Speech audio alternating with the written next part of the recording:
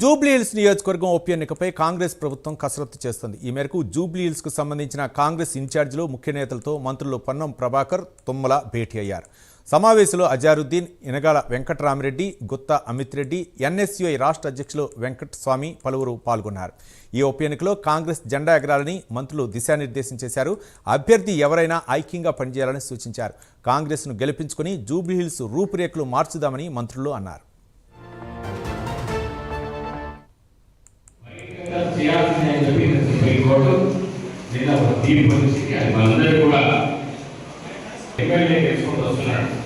ఇవన్నీ చూస్తున్నప్పుడు ఎట్లా చేస్తున్నాడు, ఈ తీర్పు ఎందుకు వస్తుందని చూస్తుంటే ఇప్పుడు ఆ 20 నుంచి 30 వేల ఓట్లు బోగస్ ఓట్లను పట్టుకోవాల్సిన అవసరం మనపై ఉన్నది. ఆ 20 నుంచి 30 వేల ఓట్లను మనం పట్టుకుంటే కాంగ్రెస్ పార్టీ ఇక్కడ గెలిచినట్టే. కాంగ్రెస్ పార్టీ విజయం మన అందరికీ, ముఖ్యంగా హైదరాబాద్ నగరవాసులకి ఈనాడు గౌరవ ముఖ్యమంత్రి చేసే ప్రయత్నాలు సఫలీకృతం కావాలన్నా ఈ హైదరాబాద్ పట్టణానికి అన్ని మౌలిక వసతుల కల్పనలో ఈనాడు కేంద్ర ప్రభుత్వంతో దెబ్బలాడి తీసుకురావాల్సినటువంటి పరిస్థితి. అక్కడ ఉన్నటువంటి ప్రభుత్వం వేరు, పార్టీ వేరు, మన ప్రభుత్వం మన పార్టీ వేరు. అయినా సరే భక్తువాసం విక్రమార్కుడా గౌరవ ముఖ్యమంత్రి గారు ప్రధానమంత్రి దగ్గరికి, మంత్రుల దగ్గరికి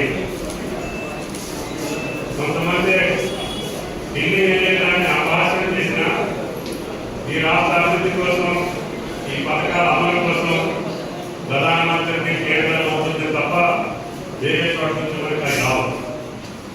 మీరు తెలుసు, ఎలివేటెడ్ కార్యాలయం రావాలంటే నాకు తెలిసి కూడా 30 సంవత్సరాలుగా యుద్ధం చేస్తున్నాం. 5 సంవత్సరాల తర్వాత ఎన్నిక జరుగుతుంది. జూబ్లీహిల్స్ ఎన్నిక అనివార్య కారణాల వల్ల ఉప ఎన్నిక వచ్చింది. మనం ఎవరు కోరుకున్నది కాదు, ఆయన ఆరోగ్యంతో కలిపిన కారణంగా ఉప ఎన్నిక వచ్చింది. ఉప ఎన్నికల్లో జూబ్లీహిల్స్ ప్రాంత ప్రజలకు న్యాయం జరగాలి, చాలా కాలంగా ఎదుర్కొంటున్న సమస్యలు పరిష్కరింపబడాలి, ప్రజలకు కొత్త ఉప ఎన్నిక లబ్ధి ద్వారా లేదా ఈ నియోజకవర్గంలో గత నిర్లక్ష్యానికి పోయిన పనులు కావడం ద్వారా కొంత మంచి జరగాలనే ఆలోచన ప్రజలందరూ ఇక్కడికి రావడం జరిగింది. అధికారంలో కాంగ్రెస్ పార్టీ ప్రభుత్వం ఉంది. తెలంగాణ రాష్ట్రం ఎంత రాష్ట్రంలో జరుగుతున్న కాంగ్రెస్ ప్రభుత్వం వచ్చిన తర్వాత అనేక గొప్ప గొప్ప కార్యక్రమాలు తీసుకొని పోతా ఉంది. దానిలో భాగంగా ఇటీవల కాలంలో ఇదే విధంగా దురదృష్టకరంగా చిత్రాలు జరిగింది. అక్కడ అమ్మాయి ప్రమాదవశాలు చనిపోతే కూడా అక్కడ మన కాంగ్రెస్ పార్టీ అభ్యర్థి గణేష్ను అక్కడ ప్రజలు విజ్ఞతతో గెలిపించుకున్నారు. అక్కడ అభివృద్ధిని ఆకాంక్షించారు.